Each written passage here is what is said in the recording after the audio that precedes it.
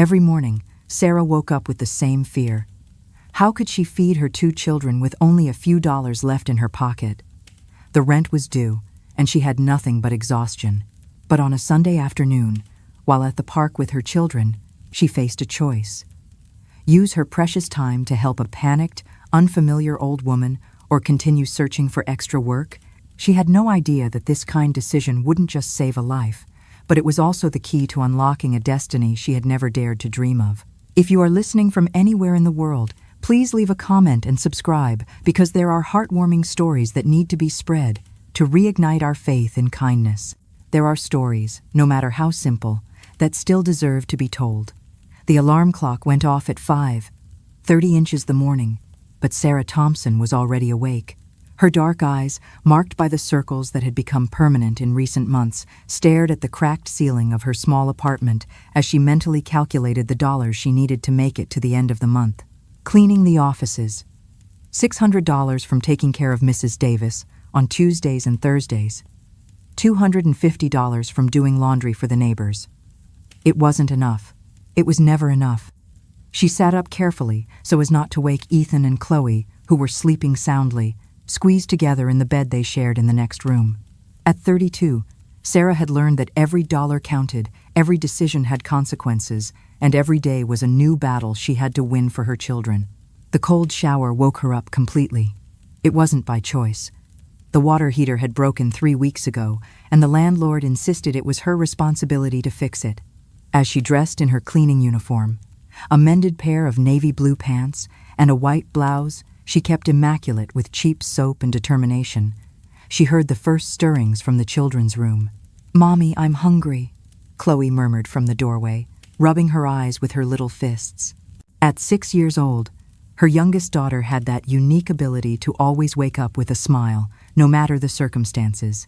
"Good morning, my love," Sarah whispered, picking up the little girl. "Let's make breakfast so Ethan wakes up to the smell of pancakes." In the tiny kitchen, Sarah performed the daily miracle of turning limited ingredients into a nutritious meal: pancakes from a box mix, store-brand tortillas, a little shredded cheddar she'd gotten on sale. Her hands worked with the precision of someone who has learned to maximize every resource.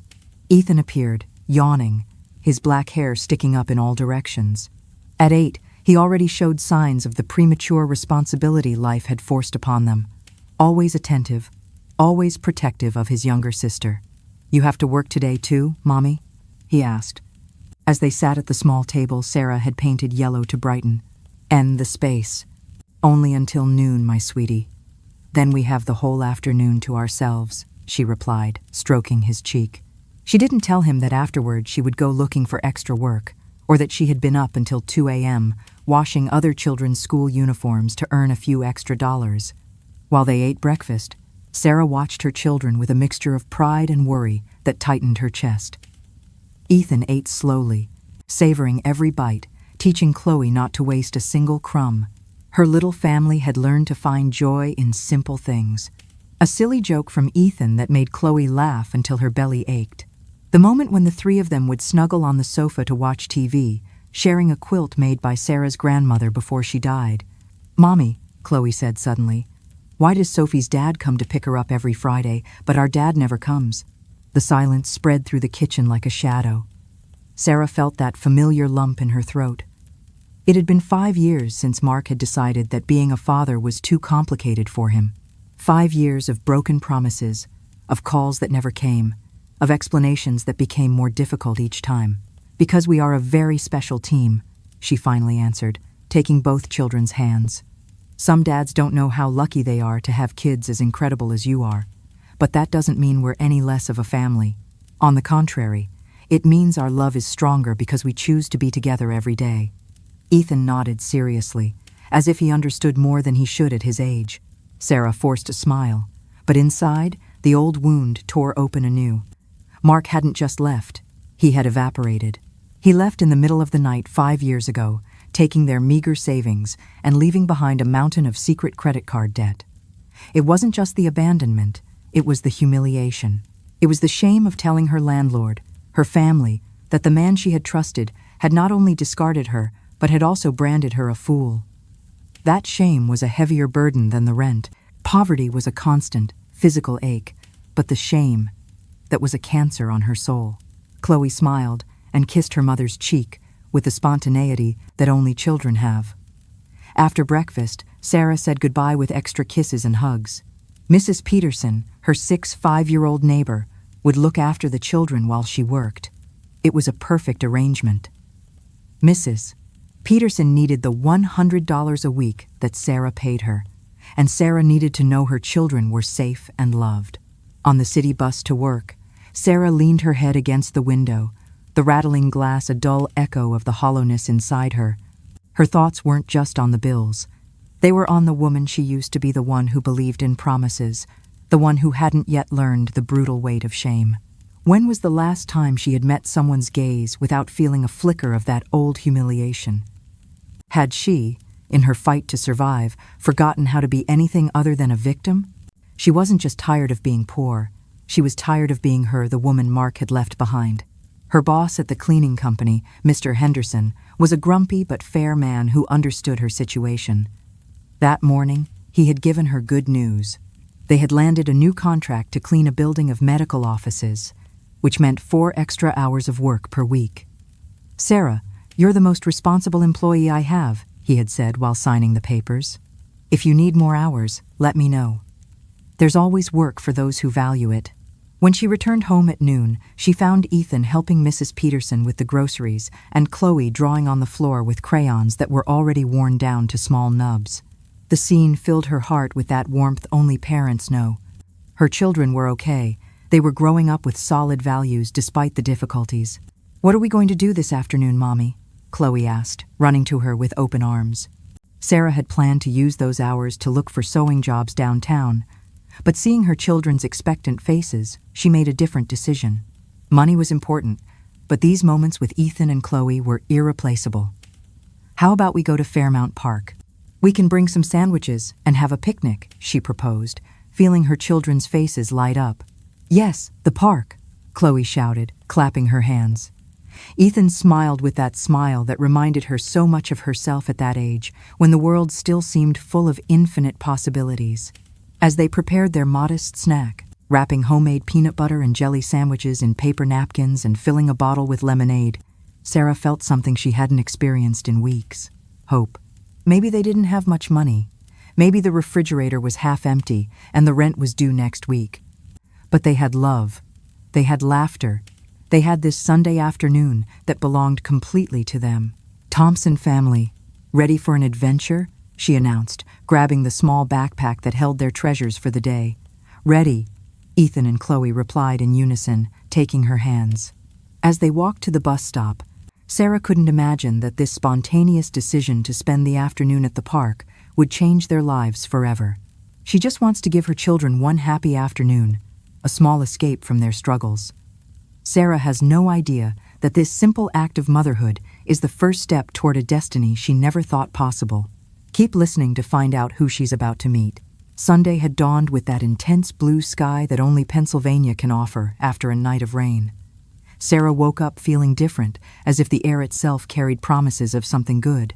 It was strange because Sundays usually filled her with a quiet melancholy, reminding her of everything she had lost and all she still had yet to achieve. "Good morning, my loves," she whispered, peeking into the room where Ethan and Chloe slept, wrapped in each other's arms. It was an image she never tired of seeing, her 2 little miracles breathing in rhythm, protected by the dreams that only innocence can weave. The morning routine flowed with a different cadence on Sundays, without rush, without uniforms to iron, without clocks chasing them. Sarah made coffee in the small coffee maker that had been a Christmas gift from her sister 2 years ago and allowed herself the luxury of savoring it while watching the golden light filter through the only living room window. "Smells good, Mommy," murmured Ethan, appearing barefoot with his hair tousled. "Want me to make you some hot chocolate?" she asked, knowing it was his secret weakness. As she heated milk and dissolved the cocoa powder she had bought at the local market, Sarah remembered the Sunday mornings of her own childhood. Her mother, who had passed away when Ethan was just a baby, had a habit of making special pancakes on Sundays. "Sundays are for feeding the soul," she would always say with that simple wisdom only mothers possess. Chloe appeared, dragging her favorite doll, a Barbie with no hair that she had rescued from the trash and named Maria. She was her inseparable companion, confidant of 6-year-old secrets, and silent witness to all her imaginary adventures. Maria says she wants to go to the park today, Chloe announced, with the seriousness children reserve for the most important communications. Oh, really?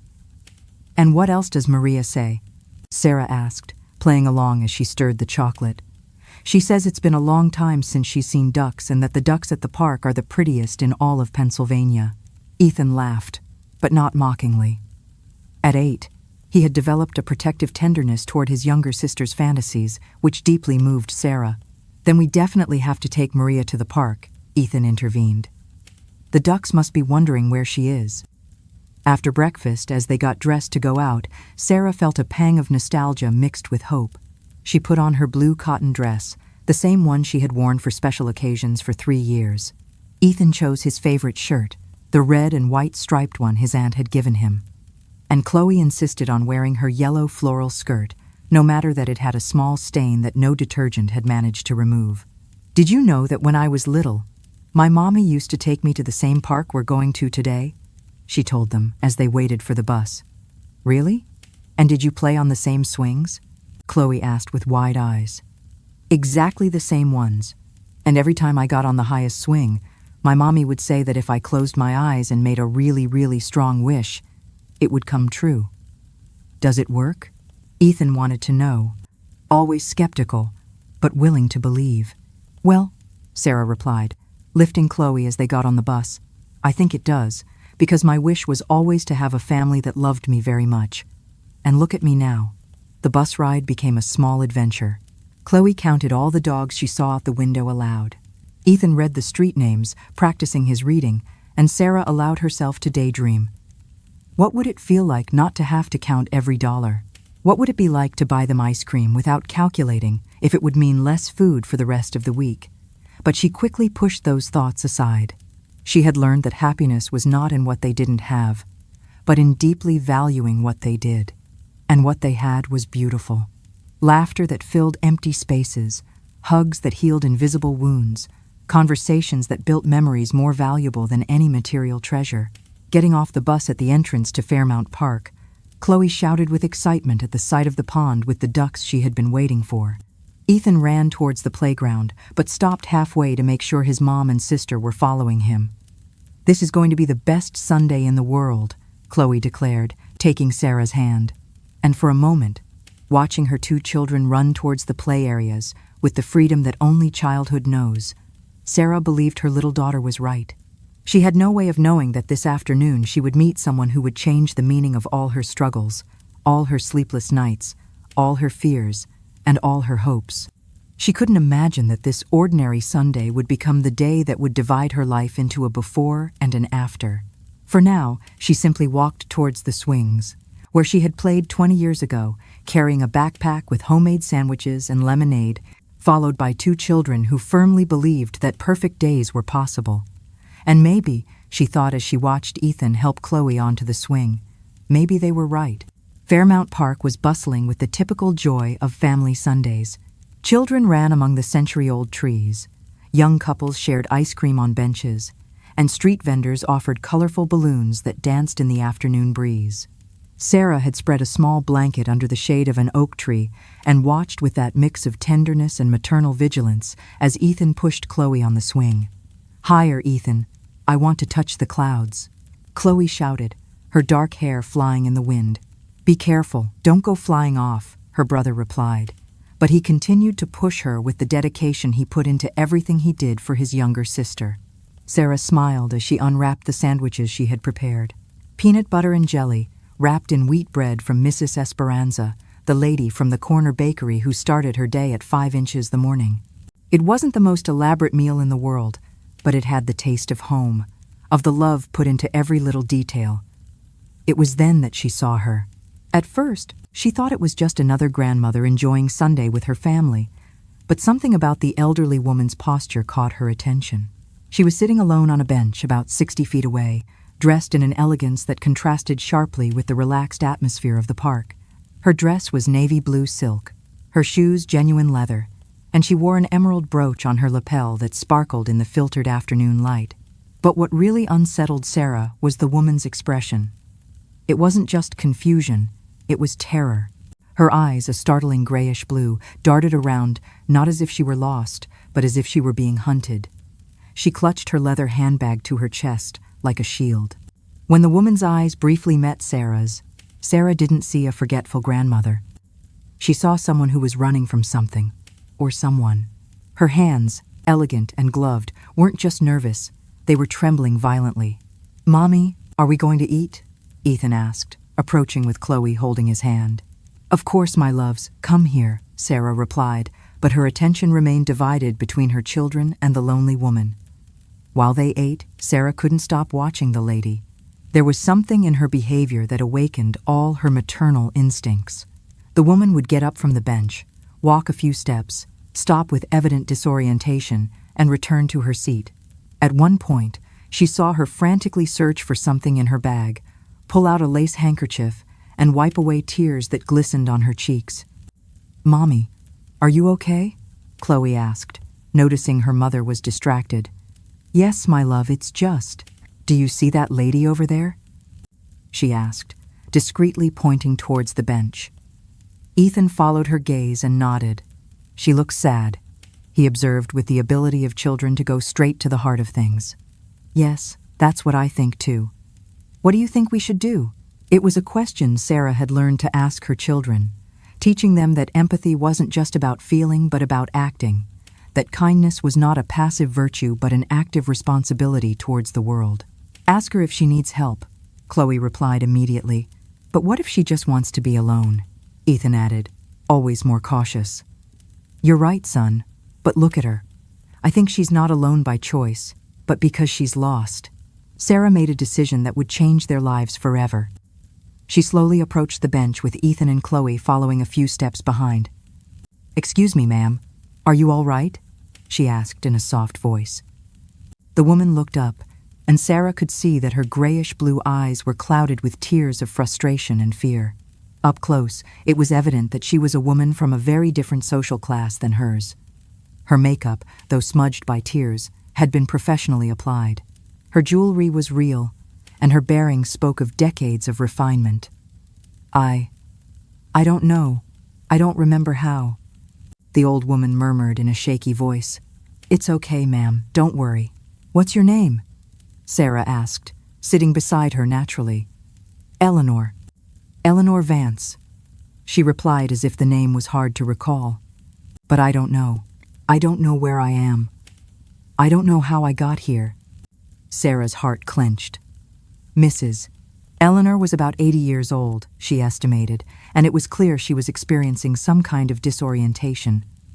Her elegant clothes and refined manners contrasted painfully with her state of confusion. "You're in Fairmount Park, Mrs. Eleanor. Do you remember leaving your house today?" Sarah asked patiently. "My house. Yes, the big house with Richard, but Richard is no.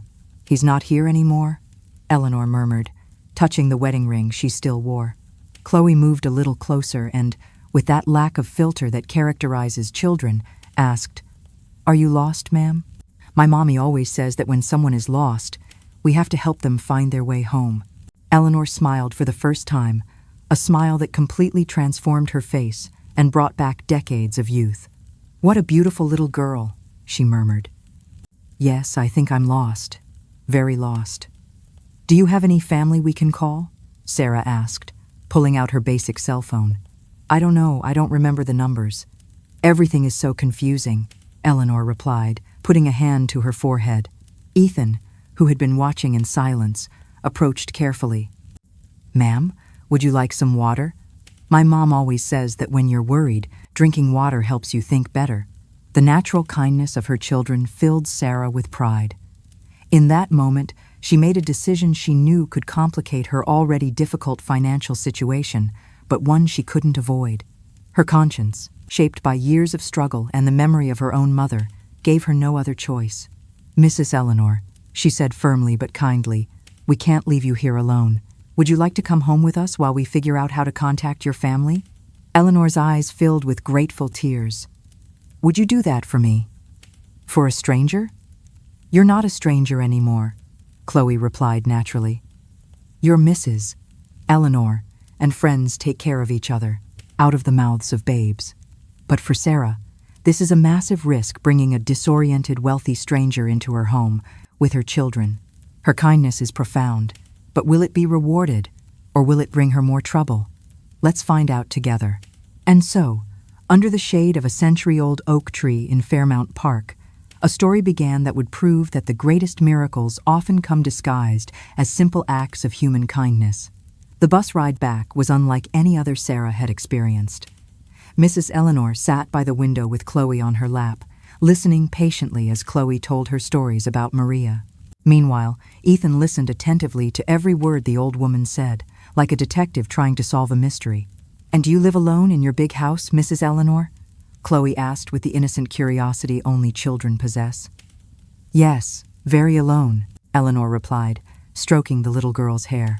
"It's a very quiet house. There's no laughter like yours." Sarah exchanged a worried look with Ethan. It was clear that Mrs. Eleanor was not only physically lost but also emotionally isolated. Her way of speaking, her refined gestures, even the way she held her purse, spoke of a life of privilege but also of deep loneliness. "There's always noise in our house," Ethan commented. "Chloe sings in the shower. My mom hums when she cooks, and I practice reading out loud." "How lovely that must be," Eleanor murmured. "It's been so long since I've heard children laugh in a house." When they arrived at the small apartment building where they lived, Sarah felt a pang of shame, immediately followed by a steely determination. Her apartment was humble, but it was clean and full of love. That had to be enough. "It's 3 floors, Mrs. Eleanor. Will you be able to climb?" she asked with concern. "Of course, my dear. These old legs still hold me up," Eleanor replied with a smile that revealed an unexpected inner strength. Opening the door to her apartment, Sarah saw her home through a stranger's eyes for the first time in years. The old but well-kept furniture, the walls that needed a new coat of paint, the living room that also served as a dining room and where she slept on the sofa so the children could have their own room. But Eleanor showed not a hint of judgment or discomfort. On the contrary, her eyes lit up as she saw the family photos on the walls, Chloe's drawings taped to the refrigerator, Ethan's books neatly stacked in a corner. "What a beautiful home you have," she said with a sincerity that surprised Sarah. You can feel that love lives here." "Please, sit down," Sarah said, quickly clearing the sofa. "Would you like some tea or coffee?" "Whatever you're having is perfect for me," Eleanor replied, watching as Ethan showed her his favorite books and Chloe insisted on formally introducing her to Maria. While preparing chamomile tea in the small kitchen, Sarah reflected on the strange situation she was in. She had brought home a woman, obviously of far greater means than her own, without knowing anything about her family or her medical condition. It was reckless, perhaps even dangerous. But every time she saw Mrs. Eleanor smile while listening to her children's stories, she knew she had made the right decision. "Mrs. Eleanor," she said, returning with the tea, "do you remember the name of any family member, or perhaps your doctor?" Eleanor frowned, concentrating intensely. "There's a Dr. Fernandez, I think, and someone who handles my affairs, Robert. But I don't remember the phone numbers. Everything is so blurry." "Don't worry. Tomorrow we can call information and try to locate these people," Sarah reassured her. "Tomorrow?" Eleanor asked with a mix of hope and anxiety. "Of course. You'll stay here tonight. We're not going to leave you alone when you're confused." Eleanor's eyes filled with tears again. "Why are you so good to me? You don't even know me." Chloe approached and took Eleanor's hand naturally, because that's what my mommy taught us. "When someone needs help, you help. It's easy." "It's not easy, my love," Ethan corrected with seriousness. "It's the right thing to do, which is different." As she prepared a simple dinner, Sarah listened to the conversations unfolding in the living room. Eleanor told them fragments of her life. A house with a very large garden, a husband named Richard who had died many years ago, long, silent days without visitors. "And you don't have any children, Mrs. Eleanor?" Ethan asked during dinner. "No, son, God didn't bless us with children." "I always wanted a family like yours," Eleanor replied, looking at Sarah with an expression she couldn't quite decipher. The dinner passed with surprising normalcy. Eleanor praised the sandwiches, asked for the lemonade recipe, and laughed genuinely when Chloe told her about her first-grade teacher who always forgot where she put her glasses. After dinner, while Sarah washed the dishes, she watched from the corner of her eye as Eleanor had seamlessly integrated into their family routine. Ethan was showing her his schoolwork. Chloe had put a plastic bead necklace she had made at school on her, and the three of them were chatting as if they had known each other forever. "You know what, Mrs. Eleanor?" Chloe said suddenly. "You can be our honorary grandmother. We don't have a grandma, and you don't have grandkids. It's perfect." Eleanor was speechless for a moment. Then she hugged Chloe with an intensity that revealed years of ungiven love. "It would be the greatest honor of my life," she murmured against the little girl's hair. That night, as she settled Eleanor into her own bed and prepared to sleep on the sofa, Sarah couldn't stop thinking about the strange turns life can take. She had gone to the park looking for a few hours of fun for her children and had returned with an additional responsibility she didn't know how to handle. But hearing the soft laughter coming from the room where Eleanor was reading a story to the children with a voice that seemed to have regained decades of youth, Sarah knew that, no matter the complications this might bring, she had done the right thing. Sometimes, she thought as she snuggled under the blanket that always smelled of cheap fabric softener, angels arrive when we least expect them, disguised as people who need our help. Monday morning dawned, with an unusual tranquility in Sarah's small apartment. For the first time in months, she was awakened not by the shrill sound of the alarm clock, but by the aroma of freshly brewed coffee and the murmur of voices chatting in the kitchen. For a moment, disoriented, she thought she was dreaming. She sat up from the sofa where she had slept and peeked into the kitchen to find a scene that took her breath away. Mrs. Eleanor, dressed in the same elegant clothes from the day before, but without a hair out of place, was pouring coffee into Sarah's chipped mugs, while Ethan and Chloe ate breakfast at the table, completely absorbed in a story she was telling them. And then the prince realized that the real princess was not the one with the shiniest crown, but the one with the kindest heart, Eleanor was saying, her voice clear and melodious, showing no trace of the confusion from the previous day. "Good morning," Sarah murmured, feeling like a guest in her own kitchen. "Mommy, Mrs. Eleanor is telling us stories from when she was young, and she says she met real princes," Chloe exclaimed, her eyes shining with excitement. "Good morning, my dear," Eleanor greeted, handing her a cup of coffee. "I hope you don't mind that I took the liberty of making breakfast. I couldn't sleep and wanted to do something useful." Sarah accepted the coffee and was surprised to find it was considerably better than what she usually made. There was something different about Mrs. Eleanor this morning. Her eyes were clearer, her movements more confident, as if a night's sleep in a home filled with love had cleared the clouds of confusion that had surrounded her the day before. "How are you feeling today, Mrs. Eleanor?" Sarah asked, studying her face carefully. "Better, much better. It's funny how a good night's sleep can clarify so many things," Eleanor replied, but there was something in her tone that suggested she wasn't just referring to physical rest. After breakfast, as Ethan and Chloe got ready for school, Sarah sat down with Eleanor to try and resolve the situation. "Mrs. Eleanor, we need to contact your family. Do you remember anything else about the people you mentioned yesterday?" Eleanor concentrated for a moment, putting a hand to her forehead. "Yes, things are clearer today. Robert Coleman is my lawyer. He's handled my affairs for years, and I believe I live on the main line, a very large, very quiet house. Do you have the lawyer's number?" "Not with me. No, but it should be in the directory. Coleman and Associates, I believe." Sarah nodded, feeling a mix of relief and a strange sadness. Of course, she had to contact Mrs. Eleanor's family. It was the right thing to do. But in less than 24 hours, this woman had become a part of her home in a way she couldn't fully explain. After walking the children to school, Sarah returned to find Eleanor washing the dishes with expert movements that spoke of decades of experience running a household, though she had probably never done it with her own hands. "My dear, in my house, nobody needs me for anything. The staff handles every detail of my life. It's wonderful to feel useful again," Eleanor replied with a smile that mixed satisfaction and melancholy.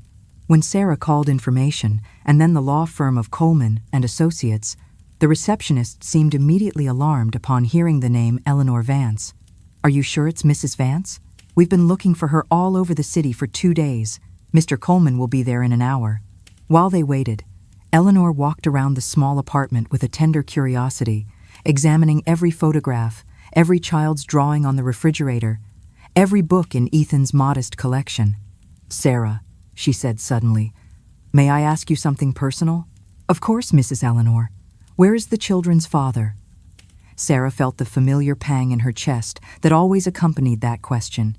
He left when Chloe was 1. He decided being a father was too complicated for him. Eleanor nodded with understanding. "Men who don't understand how fortunate they are to have a family like this don't deserve to be part of it," she said with a firmness that surprised Sarah. "Sometimes it's hard to explain it to the children," Sarah confessed. "My dear, those children have something worth more than any father who abandons them. They have a mother who loves them enough to fight for them every day. That is a gift not all children receive, even those who grow up in traditional families." When Mr. Coleman arrived an hour later, Sarah immediately understood that Mrs. Eleanor was not just a wealthy old woman, she was someone very important. The lawyer, a distinguished man of about 55, wore a suit that probably cost more than several months of Sarah's rent. "Mrs. Vance, you had us very worried," he said upon entering, clearly relieved but also confused by the modest surroundings where he had found his client. Sarah's blood ran cold. A lawyer, all her life, a man in a suit arriving unannounced, meant one thing: trouble. It meant eviction, or debt collection, or judgment. For a dizzying second, her internal script of shame screamed at her. "He thinks you did this. He thinks you're a con artist who lured a rich old woman home. He sees you the same way. The world sees you the way Mark made you." This moment cuts deep. After all her selfless kindness, Sarah's first thought is that she'll be seen as a criminal. That old shame her ex-husband left her with is a heavy burden, but is this lawyer here to accuse her or to thank her? The answer will truly surprise you. She felt the same old, sickening shame rise in her throat, preparing to be accused, preparing to be dismissed, preparing to lose everything again. "Robert, I want you to meet the family that saved me," Eleanor said with pride, as if introducing dear relatives. The lawyer looked at Sarah with a mix of gratitude and professional curiosity.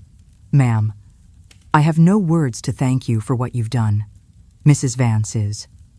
Well, she's one of the most important women in the city. The entire police force has been looking for her." Sarah felt as if the floor was moving beneath her feet. "Important? In what way?" "My dear," Eleanor interrupted gently, "my late husband, Richard Vance, owned several steel and manufacturing companies.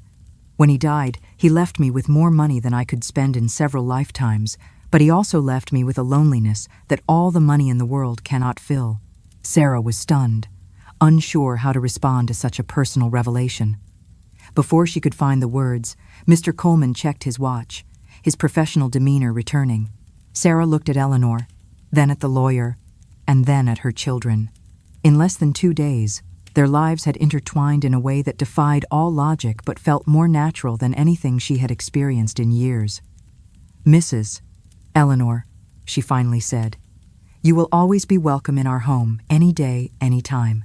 Eleanor approached Sarah and took her hands, which were trembling slightly. "My dear child," she murmured, "you have no idea what you've done for me. In 48 hours, you have given me more true love than I have felt in decades." And as Mr. Coleman waited patiently, observing a scene he clearly didn't fully understand but deeply respected, Eleanor hugged each member of the Thompson family as if it were the hardest goodbye of her life. None of them knew it wasn't a goodbye at all. It was the beginning of something that would change their destinies forever. The next 3 days passed with a strange slowness for Sarah. The family routine had returned to normal, but there was a palpable void where Mrs. Eleanor's presence had been. Ethan asked every afternoon if she had called, and Chloe had kept the bead necklace she had given Eleanor, telling anyone who would listen that it was for when my heart grandma comes back. Sarah couldn't fully concentrate on her tasks while cleaning the offices at her morning job. She found herself thinking about the way Eleanor had transformed her small kitchen into a space filled with stories and laughter. During her afternoon shift caring for Mrs. Davis, she remembered how Eleanor had listened with genuine attention to every little detail Ethan and Chloe had shared about their lives. It was Thursday afternoon when something happened that would change everything forever. Sarah had just returned from work and was helping Chloe with her math homework when they heard 3 firm knocks on the door. It wasn't the casual tap of a neighbor or the urgent knock of the landlord. It was formal, determined. "Were you expecting someone, Mommy?" Ethan asked, looking up from his book. "No, my love," Sarah replied, wiping her hands on her apron before opening it. When she opened the door, she found herself face to face with Mr. Coleman, but this time he was not alone. He was accompanied by a young, elegantly dressed woman carrying a leather briefcase and a professional yet kind expression. "Good afternoon, Mrs. Thompson," the lawyer greeted. "Forgive the intrusion, but we need to speak with you. It's about Mrs. Vance." Sarah's heart immediately raced. "Did something happen to her? Is she okay?" "She's perfectly fine," he quickly reassured her. "In fact, she's better than she has been in years. May we come in? This is an important conversation." Sarah invited them to sit in her small living room, once again feeling self-conscious about the modesty of her home. Ethan and Chloe approached with curiosity, remembering the lawyer from his previous visit. "Mrs. Thompson," the lawyer began, "what I'm about to tell you may be hard to believe at first. In my 20 years working with Mrs. Vance, I have never seen her as she has been these past few days." "What do you mean?" Sarah asked, taking Chloe's hand as she snuggled beside her. "Mrs. Vance has suffered from occasional episodes of disorientation over the past few years, usually related to the stress of her profound loneliness. She lives in a 15-room mansion with a staff of 6, but she has no close family or intimate friends. Her world had shrunk to silent, endless routines without real purpose." The woman accompanying the lawyer spoke for the first time. "My name is Dr. Patricia Miller. I am a geriatric psychologist. I have been treating Mrs. Vance for 2 years. What you accomplished in 3 days is something I had not achieved in all that time."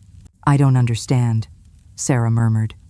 "Mrs. Thompson," the lawyer continued, "since she returned to her home on Monday, Mrs. Vance has undergone a remarkable transformation. Her episodes of confusion have almost completely disappeared. She has begun making decisions she had been postponing for years. She has started to actively participate in the management of her companies for the first time since her husband's death. But above all, she has regained something we feared she had lost forever." "What's that?" Ethan asked, with the direct curiosity of children. "Hope, doctor," Miller replied softly, "and a sense of purpose. She talks of nothing but you, of the kindness you showed her, of the love she felt in this home, of what it meant for her to experience, even for a few days, what it is to be part of a real family." Sarah felt a lump in her throat. "We didn't do anything special. We just did what any decent person would have done." "That's where you're wrong," the lawyer replied. "Mrs. Vance has lived for 40 years surrounded by people who treat her with deference because she is wealthy, with employees who follow her orders because she pays them, acquaintances who invite her to events because she is influential. You treated her like family, without knowing who she was, without expecting anything in return. You gave her something that all the money in the world cannot buy: unconditional love." The silence filled the small living room. Chloe was the first to speak. "Is Mrs. Eleanor sad without us?"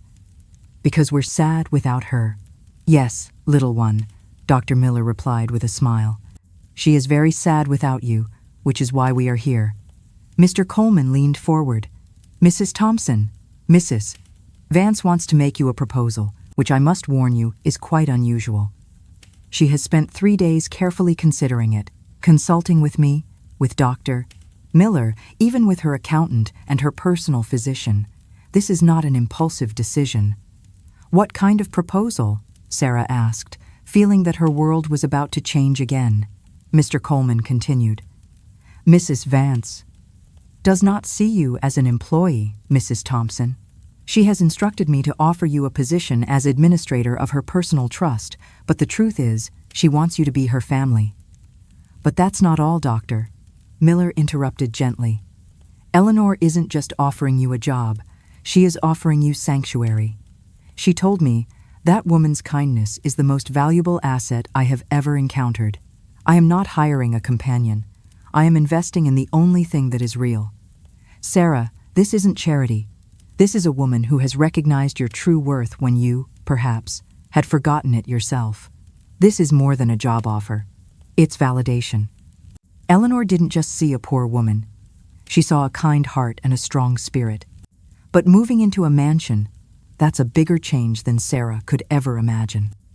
Stick around to see how she and her children handle this brand new world. Sarah felt as if she couldn't breathe. It was more than she earned in an entire year with all her jobs combined. But that's not all, the lawyer continued. The condition Mrs. Vance sets is very specific. She doesn't want you to treat her as your employer. She wants you to treat her exactly as you have been as family. As the grandmother who never had grandchildren. As the mother who never had adopted children. As the woman who has finally found her place in the world. Ethan looked at his mother with very serious eyes. "Mommy, does that mean Mrs. Eleanor would really be our grandmother?"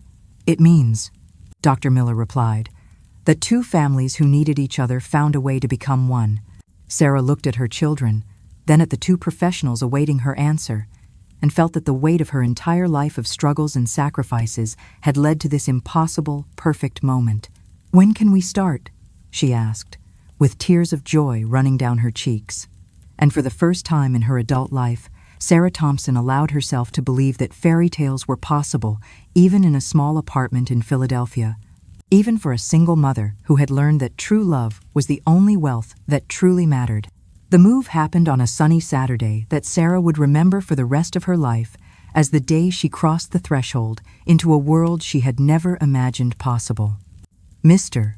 Coleman had sent a moving van to pick up their belongings, though belongings was a generous word for the worn-out furniture, mended clothes, and humble toys that constituted the entire material wealth of the Thompson family.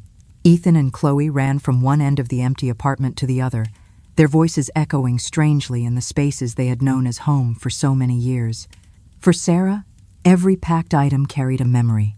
The yellow table where they had shared thousands of simple meals, the sofa where she had slept every night so her children could have their own bedroom, the curtains she had sewn by hand with fabric bought on sale.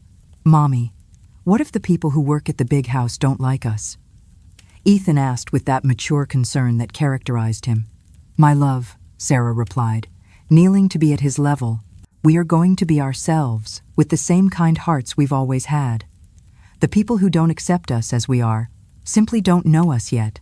Besides," Chloe added with the unwavering confidence of a 6-year-old, "Mrs. Eleanor loves us very much, and if she loves us, everyone else will love us too." The journey to the main line was like being transported to another planet. The streets became wider, the houses more imposing, the lawns greener and more manicured. When the van stopped in front of a wrought iron gate that rose before a colonial-style mansion, Sarah felt her stomach do a flip. The stone facade, the balconies with wrought iron railings, and the gardens that looked like they were straight out of an architecture magazine left her speechless, but all her apprehension vanished when she saw Eleanor waiting for them at the main entrance. She was wearing a simple light blue cotton dress and a smile that lit up her entire face. There was no trace of the elegant, distant lady one might expect to find in such a mansion. She was simply the heart grandma who had won their affection in 3 magical days. "My dear children," Eleanor exclaimed, running towards them with an agility that belied her 80 years. Ethan and Chloe threw themselves into her arms as if they had been separated for months instead of days. Sarah watched them embrace and felt she had made the right decision. "Welcome to your home," Eleanor said, taking Sarah's hand. "This house has been waiting 80 years for the right family to come and fill it with life."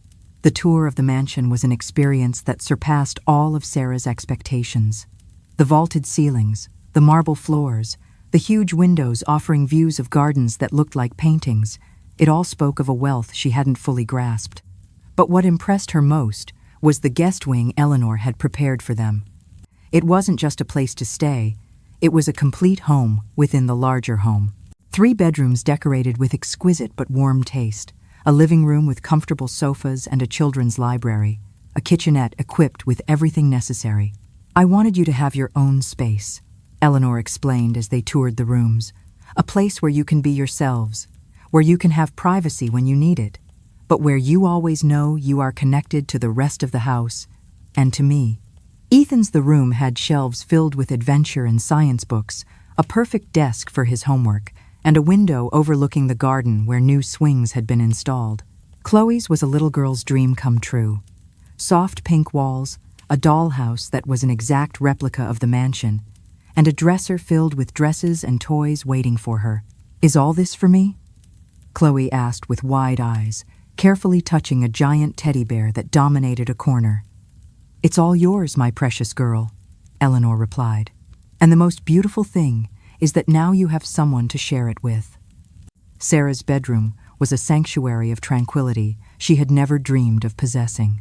A king-sized bed with Egyptian cotton sheets, an antique vanity with a gold-framed mirror, a reading chair by a window offering panoramic views of the city.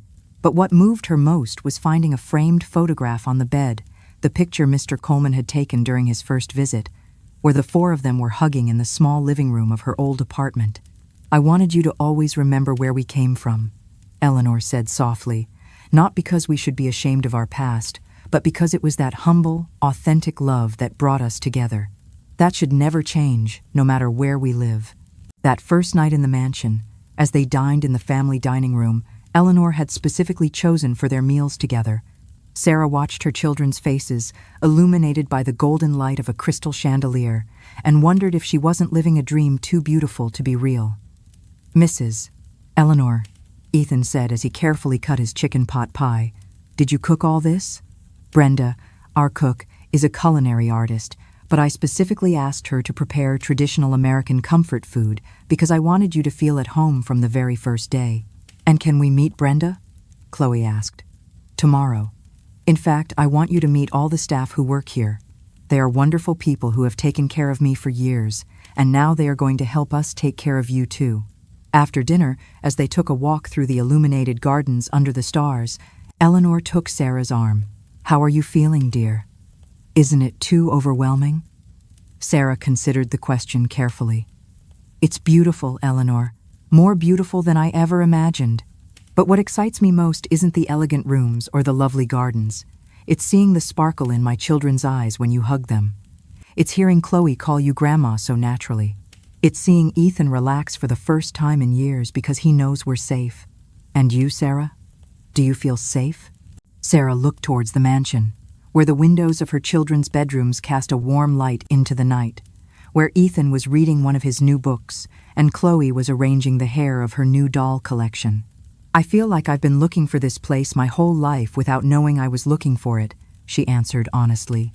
That night, as she fell asleep in the most comfortable bed she had ever rested in, Sarah heard something she hadn't heard in years, the silence of complete security. There were no worries about next month's rent, no anxiety about finding extra work, no fear that her children would go without food or medicine if they got sick. For the first time in her adult life, Sarah Thompson allowed herself to sleep deeply, knowing that she had found not just a new home, but a new family that would love them unconditionally. The first few days in the mansion passed like a period of adaptation filled with small wonders and unexpected adjustments. Sarah discovered that living in abundance required a completely different kind of learning than the one she had developed over years of scarcity. Brenda, the cook, turned out to be a robust woman of 55, with magic hands for cooking and an even more generous heart. She had worked for the Vance family for 15 years and welcomed the new family with immediate maternal warmth. "Oh, Mrs. Sarah," she told her that first Monday, while showing her the pantry, "what a joy it gives me to have children in this house again. Mrs. Eleanor hasn't smiled this much in all the years I've been here." Had she never had guests who stayed this long? Sarah asked, curious to better understand the world they now lived in. Guests, yes, many. Elegant people who came for dinner and left, but family, never. Mrs. Eleanor always wanted to have children, but God didn't grant her any. And after Mr. Richard passed, this house became so quiet it was sometimes scary. George, the gardener, was a quiet man of 60 who had transformed the mansion's gardens into a living work of art. Ethan was immediately fascinated by his knowledge of plants and his stories about the trees he had planted decades ago. "I planted this rose bush when I got married," he told Ethan, as they pruned withered flowers together. "And that apple tree grew up with my children. Plants are like people, young man. They need love, patience, and constant care to flourish. Do your children come to visit you here? Ethan asked. They're grown now and live far away, George replied with melancholy.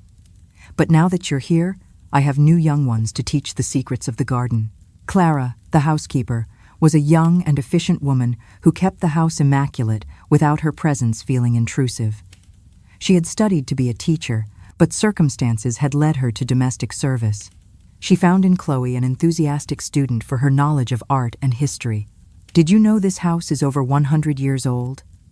She told Chloe, while showing her the old portraits in the main hallway. And that each room has a different story? Really? Tell me all the stories, Chloe requested, her eyes shining with curiosity. But the adaptation wasn't just about getting to know the staff. It also involved adjusting to completely new routines. Eating breakfast in a formal dining room instead of a kitchen nook. Having clothes washed and ironed without having to worry about it. Finding that there was always abundant and varied food in the refrigerator. For Ethan, the most significant change was having access to unlimited books and time to study without worry. Eleanor had turned one of the rooms into a personal library for him, complete with encyclopedias, atlases, science books, and children's literature from around the world. "Grandma Eleanor," he said one afternoon as they browsed a book about space together, "can I really read all these books?" "Not only can you, my clever boy, I want you to read them. I want you to learn everything your heart desires to know. Education is the most valuable gift I can give you." For Chloe, the most notable transformation was having the space to express her creativity without limitations. Eleanor had filled her room with art supplies. Crayons, watercolors, paper of every color, modeling clay, beads for making necklaces. The little girl spent hours creating masterpieces that Eleanor proudly framed and hung in the family gallery she had created especially to display her heart-granddaughter's art.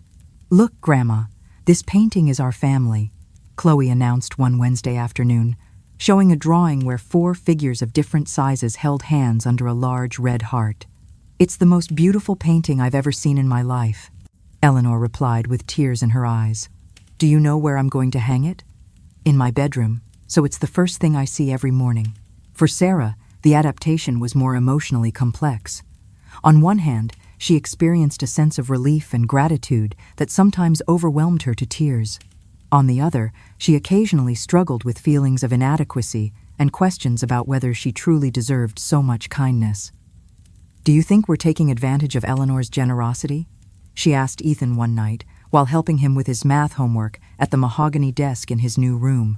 Ethan looked at her with a seriousness that sometimes seemed too mature for his 8 years. "Mommy, did you see how Grandma Eleanor smiled before we arrived?" "No, son. We didn't know her before." "I did. I saw her that first day in the park when she was alone on the bench. She wasn't smiling at all.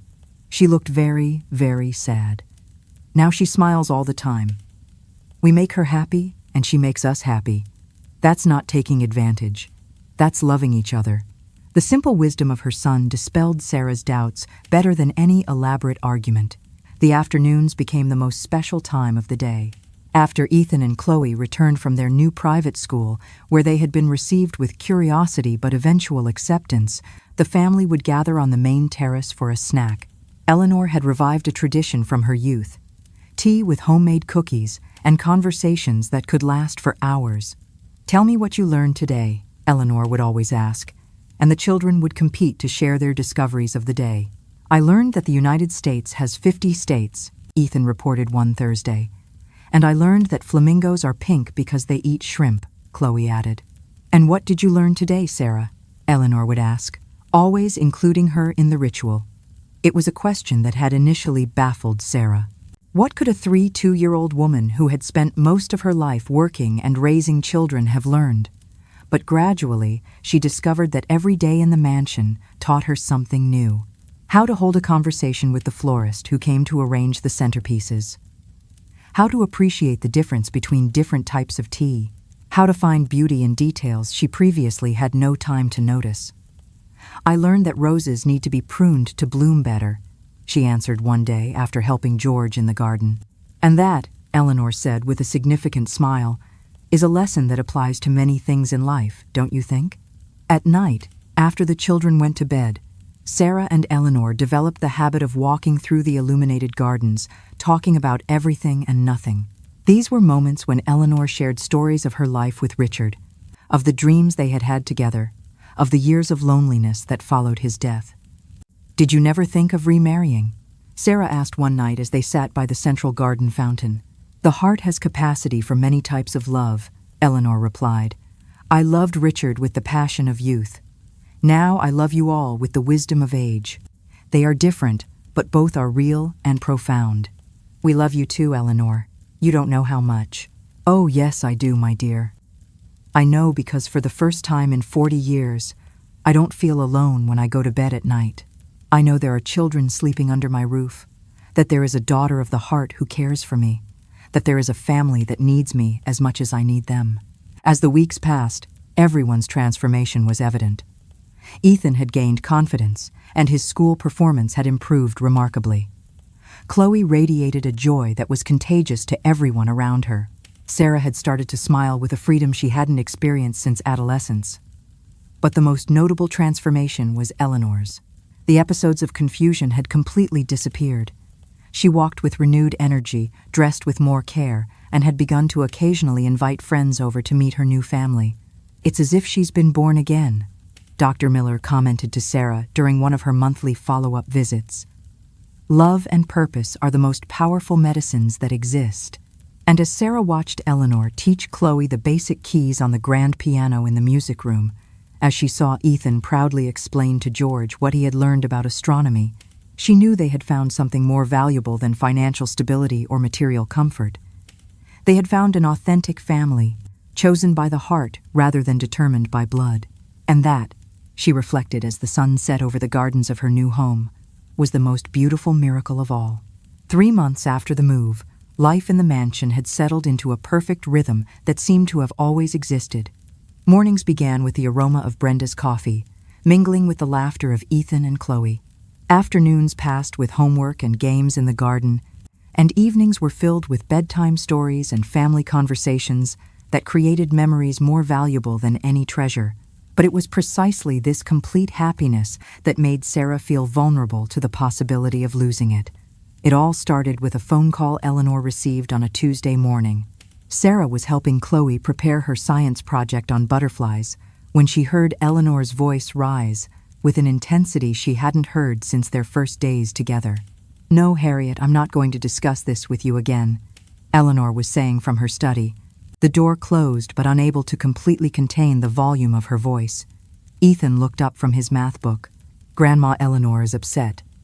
"It seems she's having a difficult conversation," Sarah replied, trying to maintain a calm tone. Sometimes adults have to talk about complicated things. But when Eleanor came out of the study 20 minutes later, it was clear the conversation had been more than complicated. Her cheeks were flushed, her hands were trembling slightly, and there was a tension in her shoulders Sarah hadn't seen in months. "Is everything all right, Eleanor?" Sarah asked carefully. "It was my cousin Harriet," Eleanor replied, sitting heavily on the sofa in the family room. "She lives in Chicago, and, well, let's just say she has very strong opinions about the decisions I've made lately." Ethan approached and sat next to Eleanor with that emotional intuition children sometimes possess. "Is she angry because we're your new family?" Eleanor looked at Ethan with surprise, then smiled sadly. "There are people, my clever boy, who believe that family can only exist between people who share the same blood. They don't understand that true love knows no such limitations." "What did Mrs. Harriet say to you?" Chloe asked, setting aside her art supplies. Eleanor sighed deeply. "She says I'm being manipulated, that you are taking advantage of my loneliness, that I'm going to end up regretting opening my home to strangers." UST, when Sarah was beginning to feel safe, the judgment of the outside world appears. These cruel words are the exact opposite of the truth we know, but they strike right at Sarah's deepest insecurities. This is the first test. Will this new family be strong enough to withstand the doubt? The silence that followed was thick and painful. Sarah felt as if she had been punched in the stomach. As much as she knew Eleanor's cousin's words were born of ignorance and perhaps envy, they touched a deep insecurity she had been trying to suppress. "If you feel there's any truth in what your cousin says," she began. There isn't a shred of truth in those words, Eleanor interrupted vehemently. But I'm worried that these rumors could hurt you all. Harriet has a vicious tongue and many social connections. I'm afraid she's going to start spreading gossip. What kind of gossip? Sarah asked, though she dreaded the answer. That I've lost my mind, that you've bewitched me somehow, that you're stealing from me, that you'll end up taking over my fortune. The cruel things people say when they don't understand true love. Ethan frowned with indignation. But that's a lie. We love you for real, not for your money. I know, my love, I know. But not everyone knows you the way I do. That afternoon, while the children played in the garden under George's supervision, Sarah and Eleanor had a conversation they had been avoiding since her arrival at the mansion. Sarah, Eleanor began, I want you to know that no matter what Harriet or anyone else says, my decision to have you be part of my life will never change. But I also need to know how you feel about all this. What do you mean? Are you worried that people will think you're taking advantage of me? Does it bother you that some people see our relationship as something calculated rather than authentic? Sarah considered the question carefully. For weeks, she had been struggling internally with exactly those concerns. Sometimes, she admitted finally, when I see my children playing with toys that cost more than my previous salary for several months, when I see my reflection in the mirrors of this beautiful house, I wonder if I really deserve all this. Not because I don't love you with all my heart, but because I come from a world where I never had anything I hadn't earned with my own effort. And what does your heart tell you when you have those doubts? My heart tells me that love can't be faked. It tells me that the joy in my children's eyes when they see you come home is real. It tells me that when you get sick, I worry genuinely, not because you're my employer, but because you're my family. It tells me that if you lost all your fortune tomorrow, we would still love you exactly the same. Eleanor took Sarah's hands in hers. That is exactly the answer I was hoping for, because I feel the same way. If you decided to leave tomorrow, I would follow you wherever you went, even if I had to live in a one-room house. The wealth we have found together has nothing to do with money. But what do we do about the gossip? How do we protect Ethan and Chloe from hearing hurtful things about our family? We protect them by being strong, by being authentic, and by showing through our actions that true love can overcome any misunderstanding, Eleanor replied with determination. That evening, during dinner, Eleanor addressed the topic with the children in a way Sarah wouldn't have known how to handle. My dear children, she began, I want to talk to you about something important. There are people in the world who don't understand families like ours. They might say hurtful things or ask questions that confuse you. I want you to know that if you ever hear something that hurts you, you can come talk to me or your mom immediately. Like what kind of things? Ethan asked. They might say that you're not really my grandchildren because we don't share the same blood. They might say that your mom is my employee instead of my daughter of the heart. They might suggest that our family isn't real because it didn't start in the traditional way. Chloe frowned. But that's silly. We know we're a real family because we love each other a lot. Exactly, my wise little girl. And when someone tries to make you doubt that, I want you to remember this conversation. I want you to remember that love doesn't need certificates or documents to be true. And what do we say to those people? Ethan asked. You tell them that family is defined by love, not by blood. You tell them that your grandma Eleanor chose to love you, and you chose her too. And if they don't understand that, you tell them it's their problem, not yours. After putting the children to bed, Sarah found Eleanor in her study looking at photographs from the past few months' images of birthdays, celebrated, afternoons in the garden, family dinners, game nights. You know what strikes me most about these photos? Sarah asked. What? In every single one, you look 20 years younger. Your eyes sparkle in a way I bet they haven't in decades. That's the proof that what we have is real. Eleanor smiled, but there were tears in her eyes. Sarah, can I confess something to you? In all my years of marriage to Richard, despite all the love we had for each other, I never experienced the sense of completeness that I feel now. He and I were two people who loved each other, but you and I are an authentic family. It's different, and it's beautiful. It's different for us too, Sarah replied. You didn't just give us a home. You gave us a grandmother, a mother, a friend, a confidant. You gave us the feeling of belonging to something bigger than ourselves. That night, as she fell asleep, Sarah reflected on Harriet's words. As painful as they were, they had served to clarify something important. What they had as a family was so real and valuable that it was worth defending against any criticism or misunderstanding. And if that meant facing gossip, judgment, or even social hostility, they were prepared to do it together. Because when you've found a family chosen by the heart, you don't abandon it for the opinions of people who don't understand the miracle they have witnessed. The first real test of their family's strength came 2 weeks later, during the celebration of Ethan's 9th birthday. Eleanor had insisted on throwing a party in the mansion's garden, inviting not only Ethan's classmates, but also some prominent families from the main line, whom she considered important for the children's social integration. "I want everyone to see what a beautiful family we have," Eleanor had said as they planned the details. "I want them to meet my wonderful grandchildren and my daughter of the heart." Sarah had felt a mix of excitement and nervousness. On one hand, she wanted Ethan to have the most special party of his life. On the other, she couldn't stop thinking about Harriet's comments and how the elite social families would react to her presence. On the morning of the party, the mansion was transformed into a wonderland.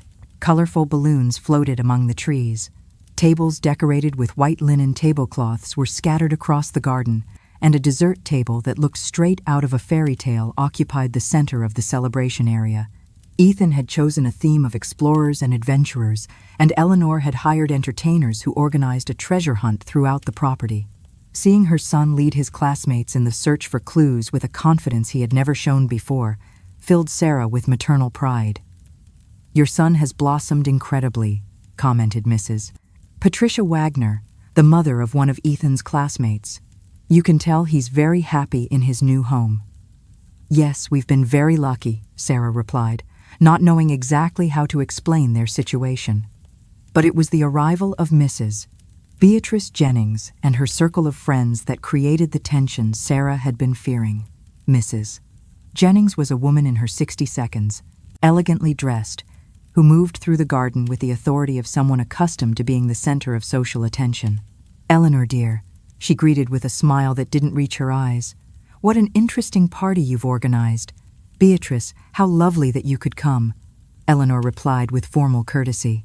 "I want to introduce you to my family. Sarah, come here, please." Sarah approached with Chloe by the hand, feeling the appraising gazes of the group of women. "Sarah, this is my friend Beatrice Jennings. Beatrice, I'd like you to meet Sarah Thompson, my daughter of the heart, and my granddaughter Chloe." The surprise on Mrs. Jennings' face was barely concealed. "Daughter of the heart, how charming. And do you work here in the house, dear?" "I am Mrs.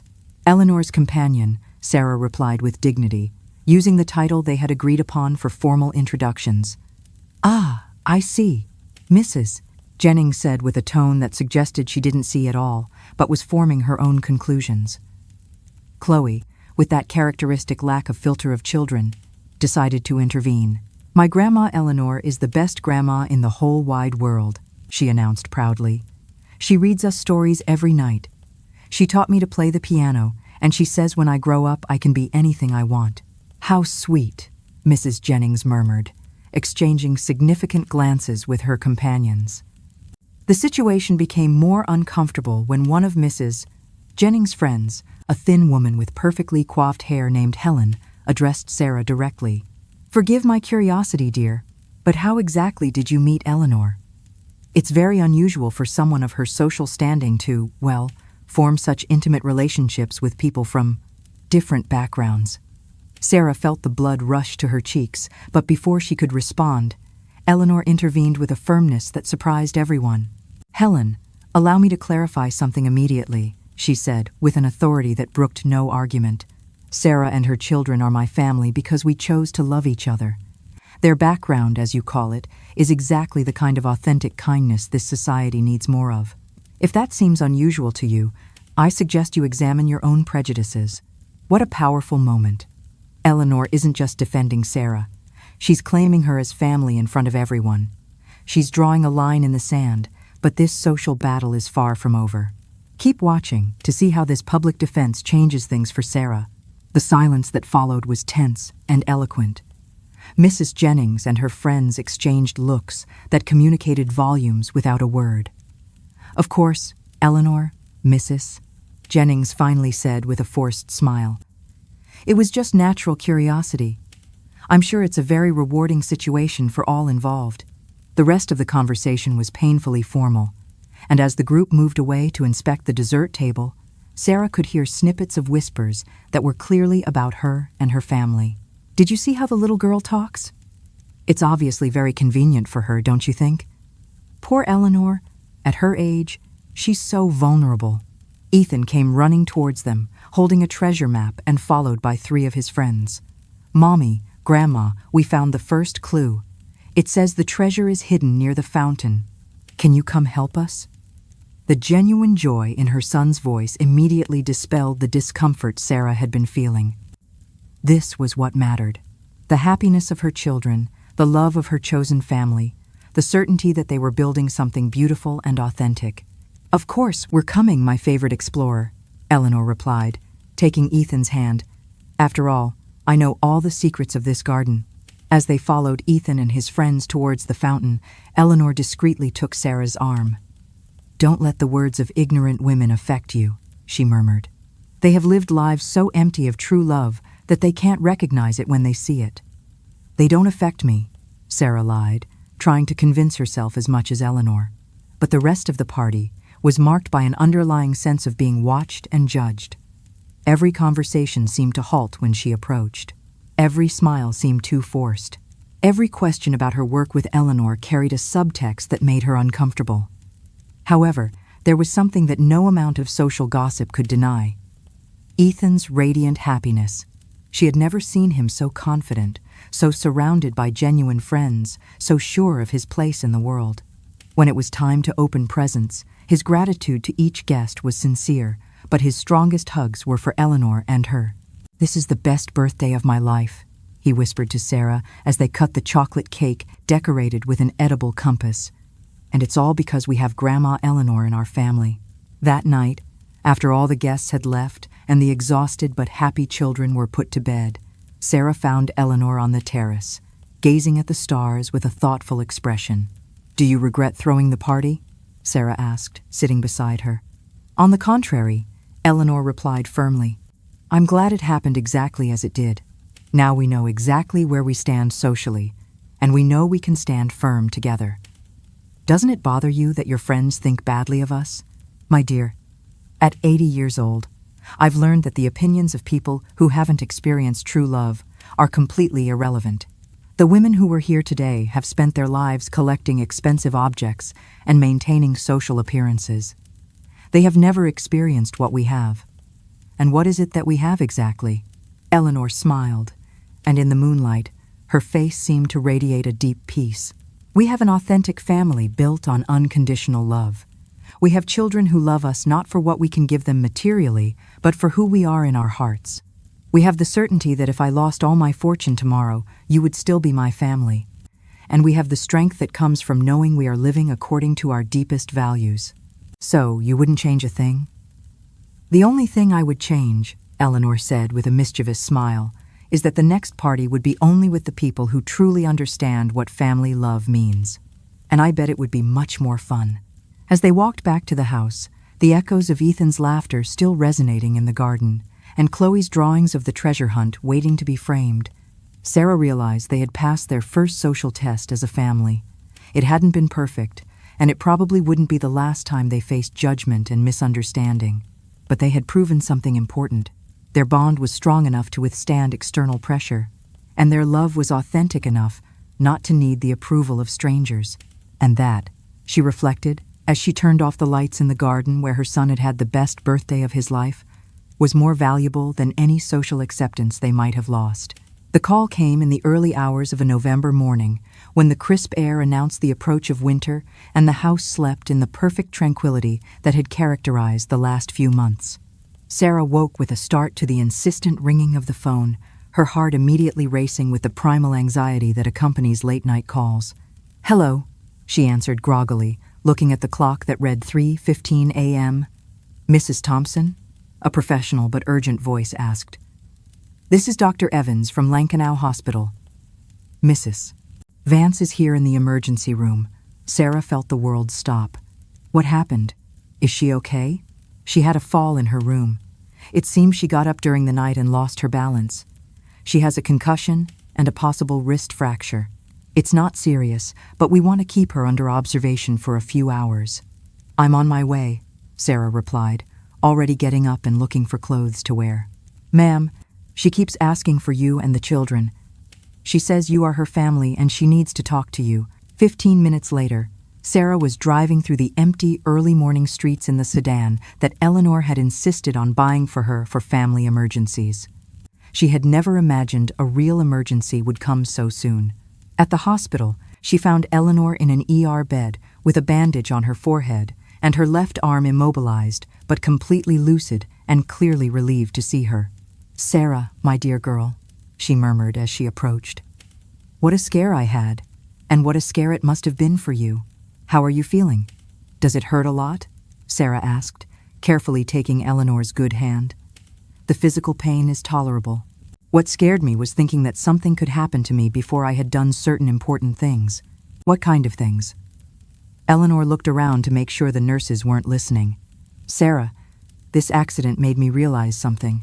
At 80 years old, as healthy as I feel, I can't ignore the reality of my age. I need to get certain legal matters in order to protect our family. Eleanor, don't talk about that now. You're going to be fine, that's all that matters.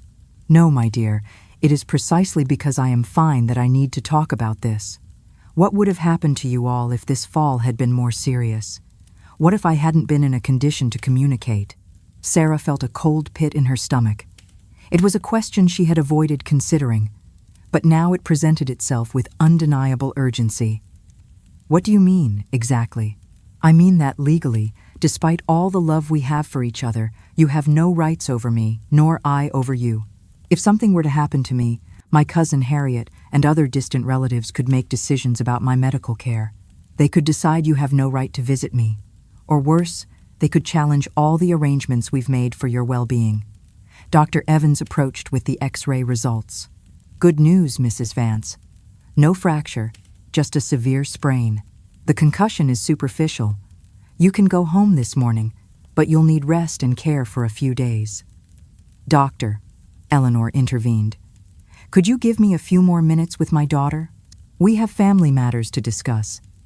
After the doctor left, Eleanor continued with a determination that surprised Sarah.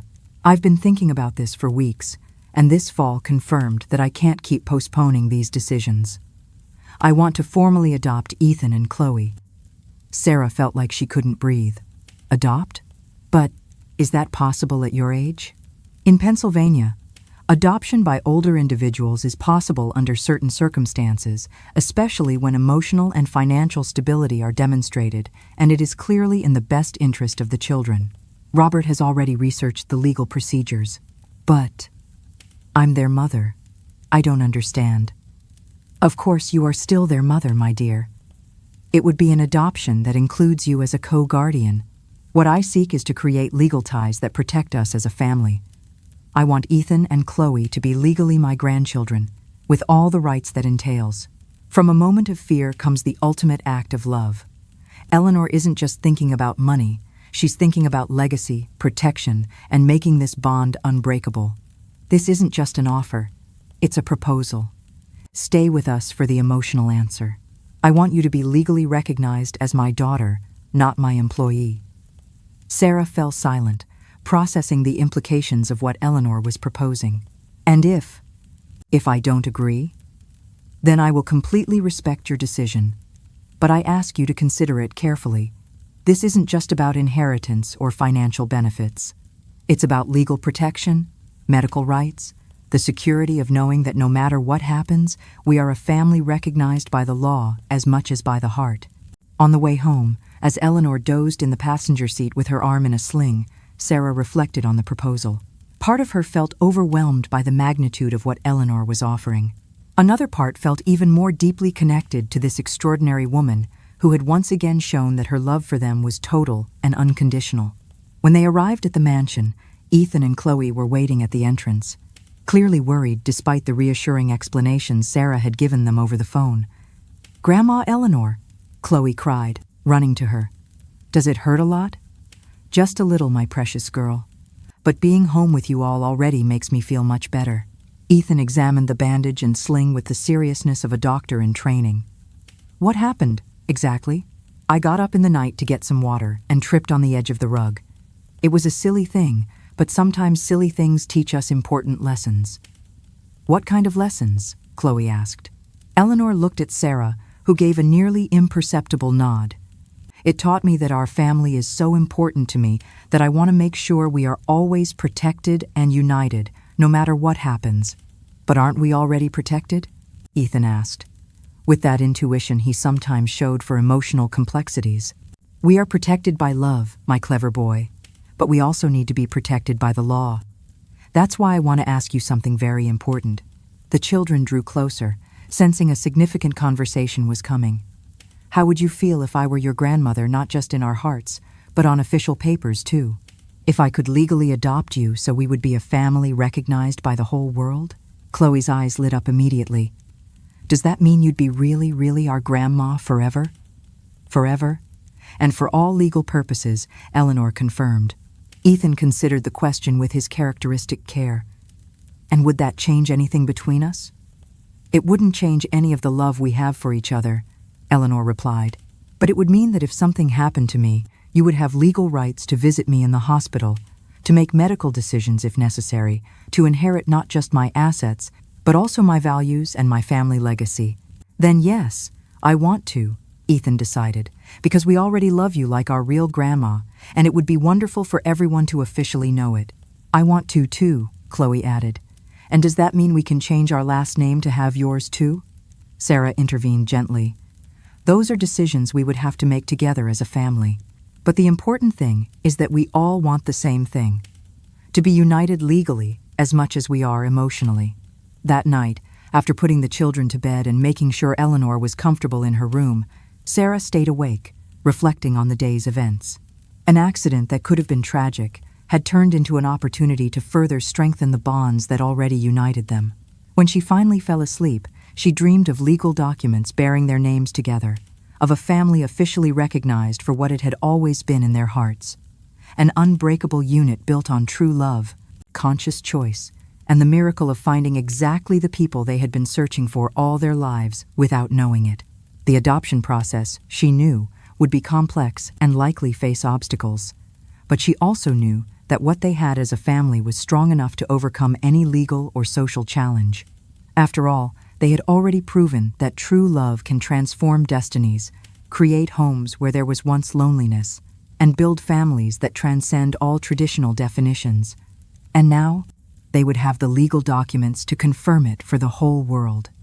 The adoption process began a week after Eleanor's accident, when Mr. Coleman arrived at the mansion with a stack of legal documents that represented much more than mere papers.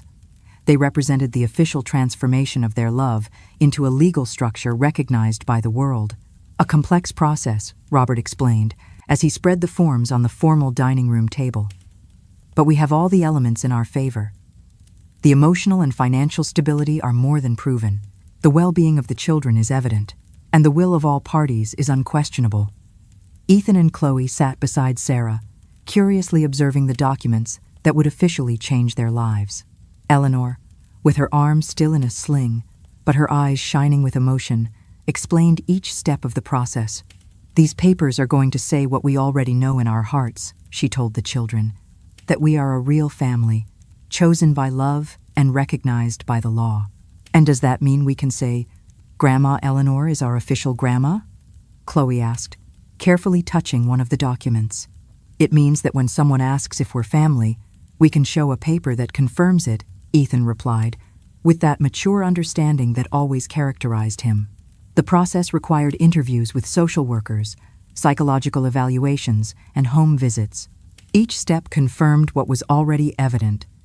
They had created a home filled with authentic love, emotional stability, and mutual care. The social worker, a woman named Gabriella Stevens, was clearly impressed during her first visit. In 20 years of evaluating homes for adoption, she confided to Sarah as she watched Eleanor helping Ethan with his math homework. I have never seen such a natural and loving family integration. It's clear this is not an impulsive decision, but the formalization of bonds that already existed. Is there any concern about the age difference? Sarah asked. On the contrary, Mrs. Vance demonstrates exceptional vitality and mental clarity. Her love for these children is palpable, and the reciprocity is total. This is exactly the type of situation for which adoption exists, to create families where there was once mutual need. 3 months later, in an intimate ceremony at the family courthouse, what their hearts already knew became official. With Sarah, Ethan, and Chloe dressed elegantly, and Eleanor radiant in a pearl-colored silk suit, they listened as the judge pronounced the words that would legally make them what they had always been emotionally. By the power vested in me by the law, I officially declare this adoption constituted. Ethan Thompson Vance and Chloe Thompson Vance are now legally and permanently children of Eleanor Vance and Sarah Thompson. Tears flowed freely from everyone present. Eleanor hugged each of her new legal children with an intensity that spoke of years of loneliness finally healed. Sarah felt a completeness she had never imagined possible. "How does it feel to be officially our grandma?" Ethan asked after the ceremony, as they celebrated with a special meal at Eleanor's favorite restaurant. "I feel as if I've been waiting my whole life for this moment," Eleanor replied, without knowing I was waiting for it. The ride home was quietly emotional. Each of them processed the magnitude of what had just happened. They had not only formalized their love, they had created a legacy that would last for generations. That night, as they looked at the official documents that now permanently bound them, Sarah reflected on the incredible journey that had taken them from a chance meeting in the park to this moment of legal and emotional completeness. "You know what's the most beautiful part of all this?" she asked Eleanor, as they carefully put away the adoption certificates. "What?" "That it doesn't change anything about how we feel, but it protects it forever." With the adoption papers officially signed, life in the mansion took on a new serenity. There were no more legal uncertainties, no questions about their status as a family, no vulnerability to outside opinions. They were, officially and permanently, a family unit recognized by law and blessed by love. Eleanor underwent a remarkable transformation after the adoption. Her energy multiplied, her participation in daily activities intensified, and she began to make long-term plans that included family vacations, Christmas traditions, and even the university education of Ethan and Chloe. "Now that we're officially family," she announced during breakfast on a sunny Tuesday, "I want to establish some traditions that are uniquely ours." "What kind of traditions?" Chloe asked, always enthusiastic about anything new. "Well, I thought we could create a tradition of Sunday family game day. We could also have a weekly movie night at home, where we each take turns picking the movie. And I want us to start documenting all our family adventures." "Documenting how?" Ethan wanted to know. "With photographs, videos, maybe even a family journal where each of us writes down our favorite memories." The idea of documenting their family life sparked an unexpected creativity in everyone. Sarah began taking photographs of everyday moments, Eleanor teaching Chloe to knit, Ethan explaining scientific concepts to his adoptive grandmother, family dinners filled with laughter, walks in the garden at sunset. Ethan became the official family historian, writing in a special notebook about the adventures of each day. His entries were detailed and emotional. "Today, Grandma Eleanor taught us how to play chess. She says chess is like life. You have to think before you act and protect the people you love."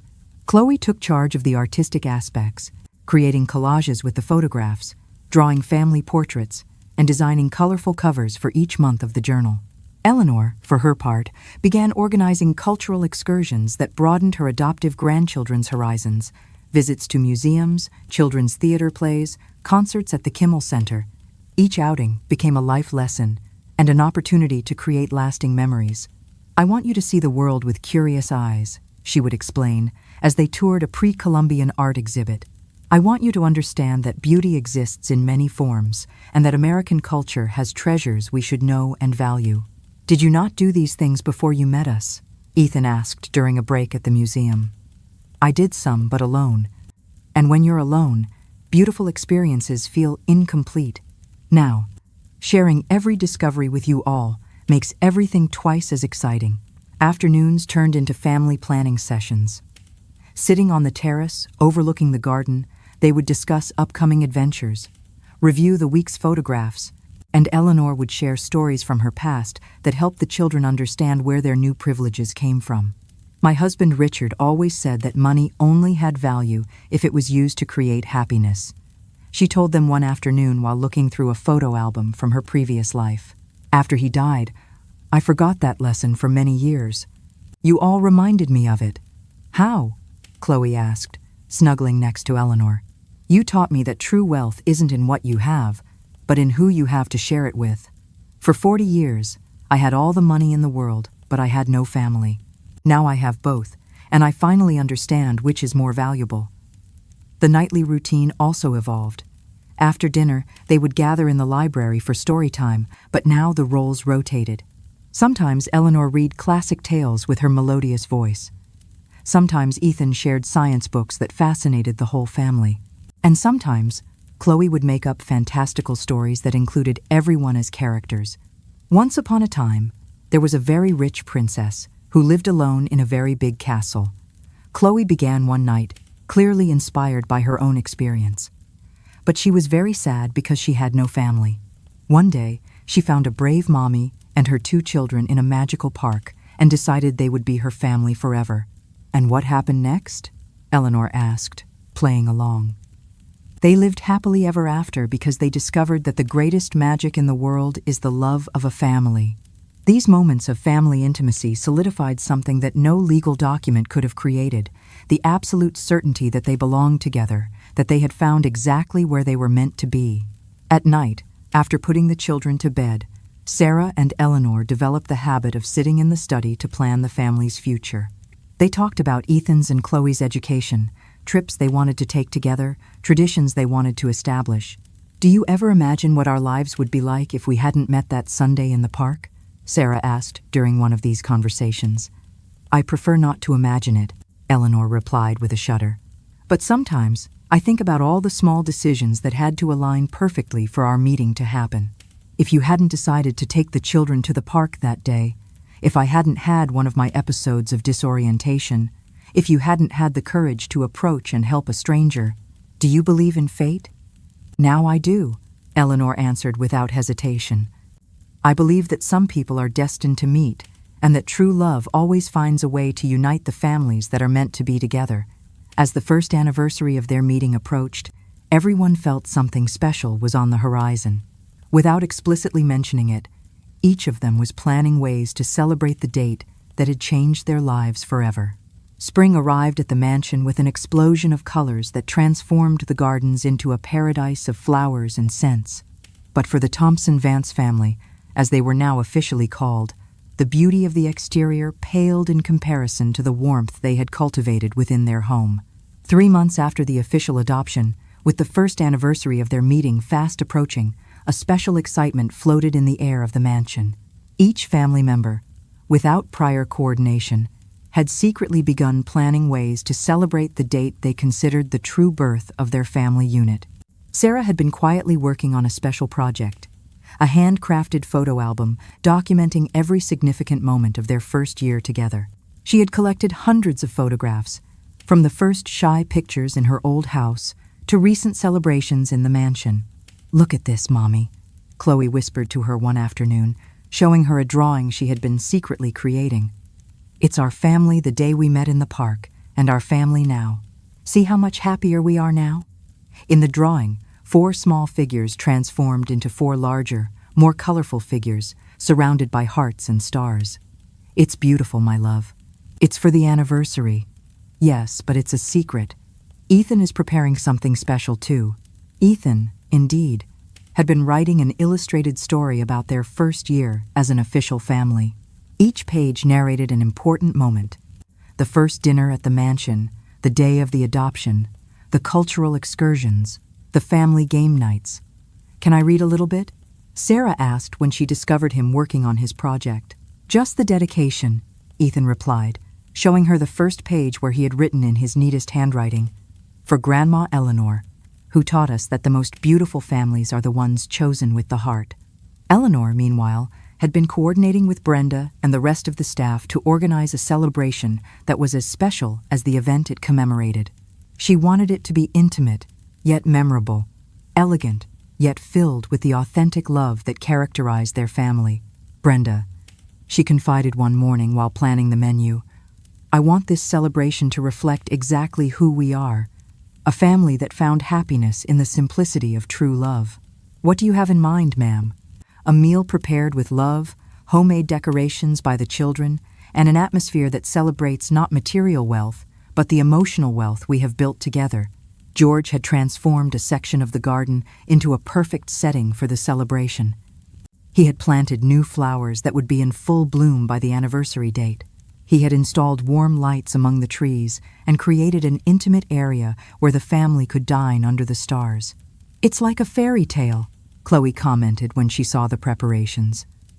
"It's better than a fairy tale," George replied, "because it's real." A week before the anniversary, Sarah put the finishing touches on her photo album. Each page had been carefully designed to tell the story of their family's transformation.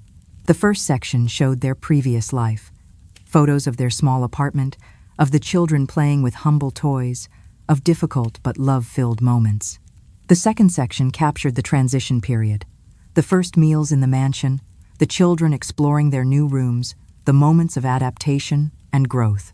The final section celebrated their current life, established family traditions, cultural excursions, intimate celebrations, moments of pure happiness that showed they had found exactly where they belonged. But the most special page was reserved for the end. Sarah had left space for photos of the anniversary celebration with a dedication she had written and rewritten until she found the perfect words. For Eleanor, who showed us that miracles happen when hearts open to unconditional love. Thank you for teaching us that the most beautiful family is the one built with choice, patience, and faith in human kindness. Ethan finished his illustrated story with a conclusion that reflected his emotional maturity. We learned that sometimes the people you need come into your life when you least expect them, but exactly when you need them most. And when that happens, you have to be brave enough to open your heart and let love change everything. Chloe completed her collection of drawings with a final masterpiece, a family tree where all the branches led to a central heart containing the 4 figures of their family, embracing.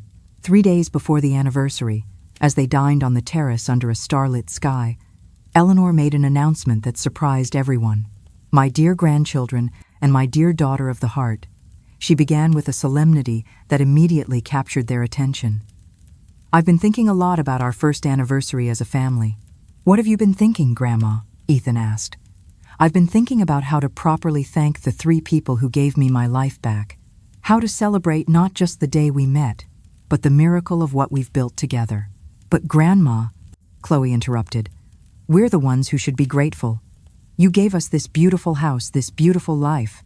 Eleanor smiled with that mix of tenderness and wisdom she had perfected during her time as an adoptive grandmother.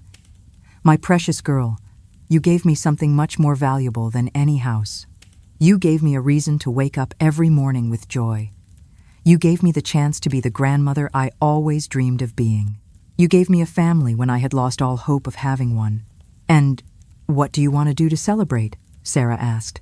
"I want it to be a perfect celebration," Eleanor replied, "because it marks the most important day of our lives, the day we stopped being 4 lonely people and became a complete family." The anticipation of the following days filled the mansion with a special energy. Each of them put the final touches on their surprises. Each reflected on the incredible transformation they had experienced. Each prepared for a celebration they knew would be the highlight of their first year as an official family. The love they had built was about to be celebrated in the way it deserved, with pure joy, infinite gratitude, and the absolute certainty that they had found exactly the home their hearts had been searching for. The day of the first anniversary dawned with a perfect blue sky, as if the universe itself had decided to join the celebration. Sarah woke with a mix of excitement and nostalgia, vividly remembering that Sunday when she had made the impulsive decision to take her children to the park. "1 year," she murmured as she carefully dressed in the blue dress Eleanor had given her, especially for the occasion. "1 year since our lives changed forever." In the dining room, she found Eleanor already awake, radiant in a pearl-colored silk dress, looking out the window at the garden that George had transformed into a fairy tale setting for their celebration. "Good morning, my dear daughter." Eleanor greeted with a smile that seemed to light up the entire room. "Did you sleep well?" "I was awake thinking about everything that has happened this year. It seems impossible that just 12 months ago we were strangers. Do you know what the most beautiful part is?" Eleanor asked, taking Sarah's hands.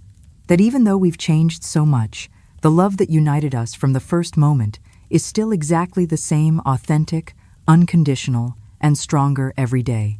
Ethan and Chloe appeared, dressed in their finest clothes, carrying the secretly wrapped projects they had been working on. "Is it time for surprises yet?" Chloe asked, nearly bouncing with excitement. "First, we have breakfast together as a family," Eleanor replied. "Then we'll have the whole afternoon to celebrate." The breakfast passed with a special intimacy. They talked about their favorite memories of the year, the moments that had marked them the most, the lessons they had learned together. "What would you say was the most important moment of our first year?" Sarah asked.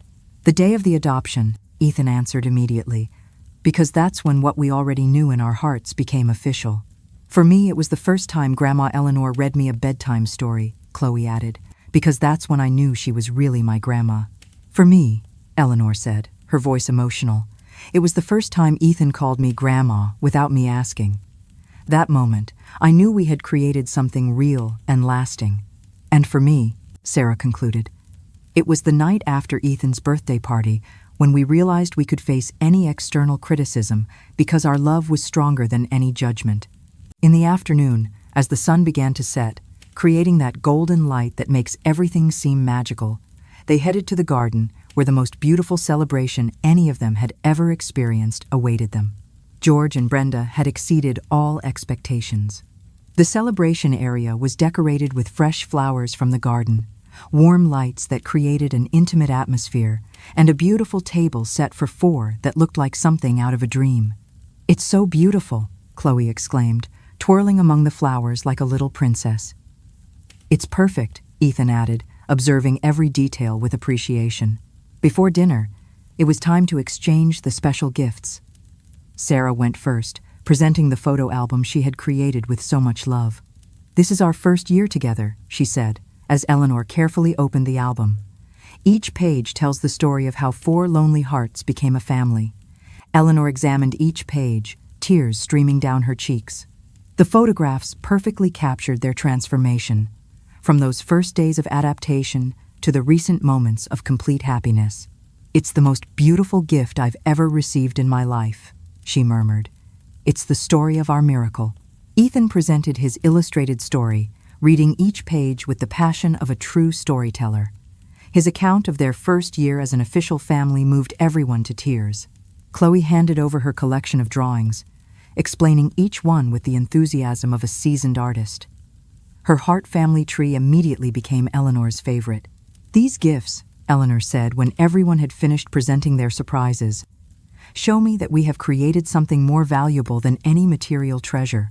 We have created a family that documents its love, that celebrates its union, that finds beauty in every shared moment." Then came the moment Sarah knew would be the most emotional of all. During dinner, as they enjoyed each family member's favorite dishes, prepared with love by Brenda, Eleanor stood up to make a toast. "Exactly 1 year ago," she began, her voice clear but emotional, "I was a lonely woman who had lost hope of having a family.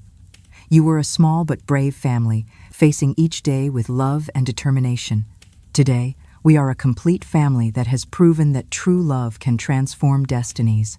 She raised her glass of lemonade, the same drink Sarah had prepared in her humble apartment that first day. "To our chosen family, to the love that unites us, and to all the anniversaries we will celebrate together in the future. To our family." Ethan, Chloe, and Sarah responded in unison.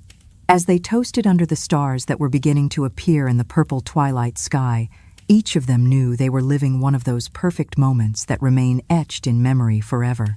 The celebration continued with soft music, laughter-filled conversations, and that sense of absolute completeness that only families who have found exactly where they belong can experience.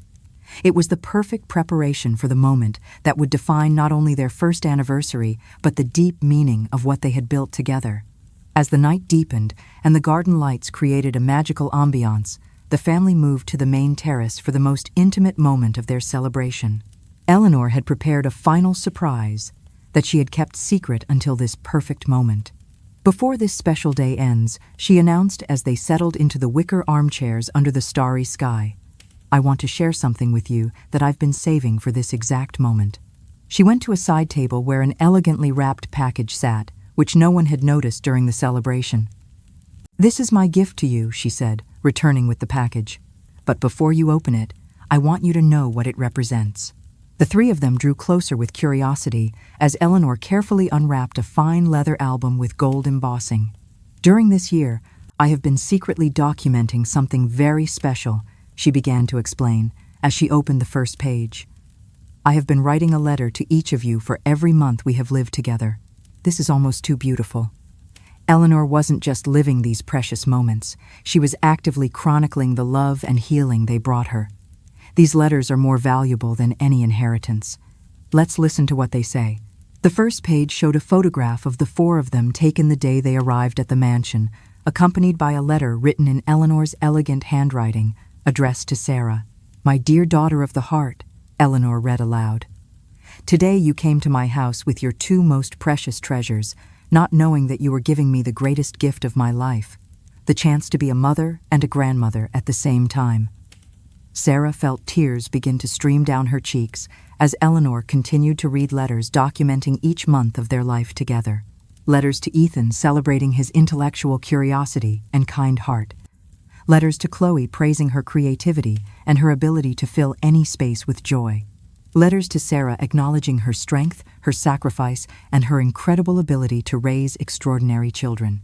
Each month, Eleanor explained, "I wrote about what had moved me most about you, what I had learned most, what I was most grateful for in our life together." Ethan examined a letter addressed to him from the month of March. "My dear intellectual grandson, this month you taught me that wisdom has no age. When I watched you explain scientific concepts with the patience many adults lack, I felt so proud to be your grandmother." Chloe found a letter from April that made her laugh and cry at the same time. "My little artist of the heart, this month you transformed my silent study into a workshop of creativity.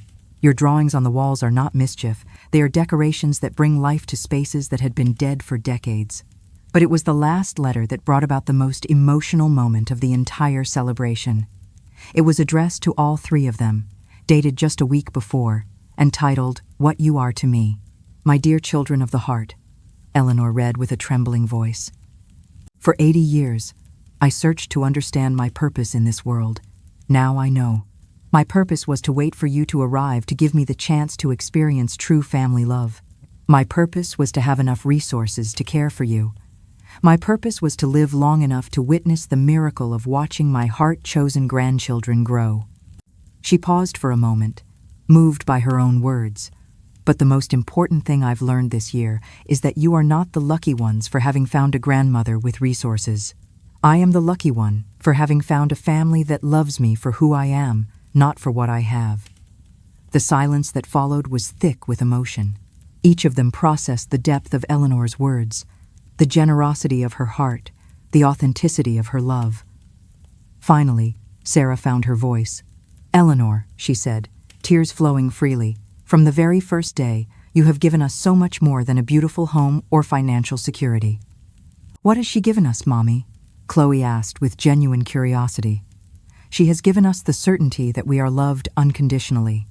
She has given us a grandmother who celebrates every small achievement, as if it were a miracle. She has given us the experience of belonging to something bigger than ourselves." Ethan went to Eleanor and hugged her with an emotional intensity he reserved for the most important moments. "Grandma," he said in a serious voice, "before I met you, I knew my mom loved us a lot, but I always worried about her. I was afraid she worked too much, that she was sad even when she smiled. Now I know she's truly happy, and that makes me happy too." Chloe joined the hug, immediately followed by Sarah, creating a family circle that enveloped them all in warmth and love. "Do you know what's most beautiful about this moment?" Eleanor asked as she held them all against her heart. "What?" the three asked almost in unison. "That when people ask us how we met, we can tell the most beautiful story in the world. We can say that we found each other exactly when we all needed to.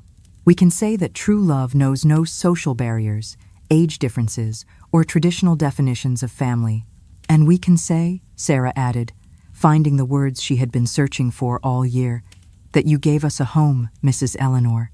But we— No, my dear daughter, Eleanor interrupted gently, with a smile that seemed to hold all the wisdom and love in the world.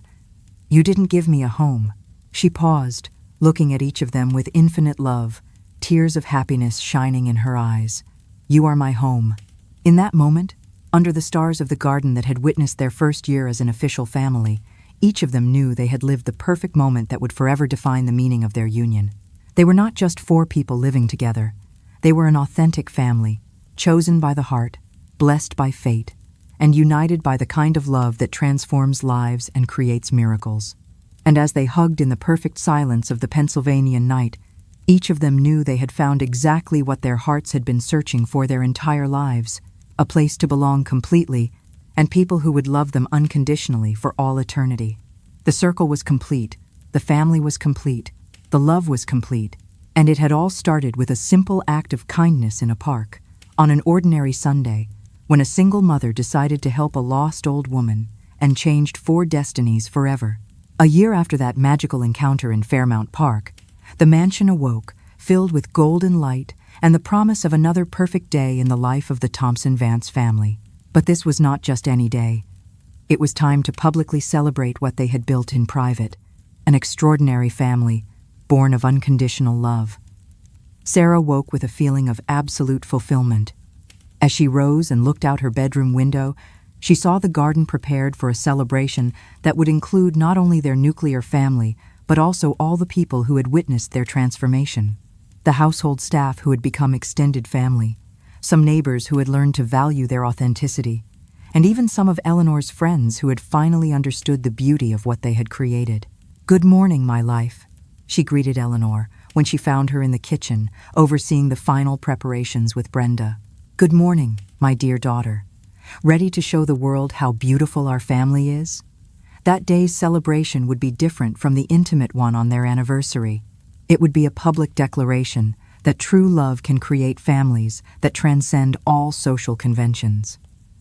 Ethan and Chloe appeared, dressed elegantly, but retaining that naturalness that always characterized them.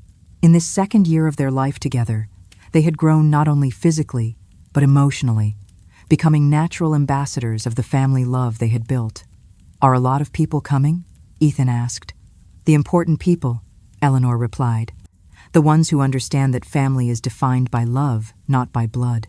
At 4 p.m., the garden filled with guests who arrived with curiosity and left with admiration. Eleanor's transformation was evident to all. Radiant, vital, clearly younger than her 81 years, surrounded by a family that genuinely adored her. George had surpassed his own standards, transforming the garden into a setting worthy of a royal celebration. Flowers of every color created paths to different gathering areas.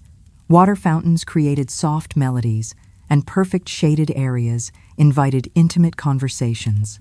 Brenda and Maria had prepared a banquet that combined elegance with homely warmth. Each dish told a story, from the artisanal sandwiches that recalled that first shared meal to sophisticated desserts that represented their new life. But the culminating moment came when Eleanor asked for the guests' attention to make a special announcement.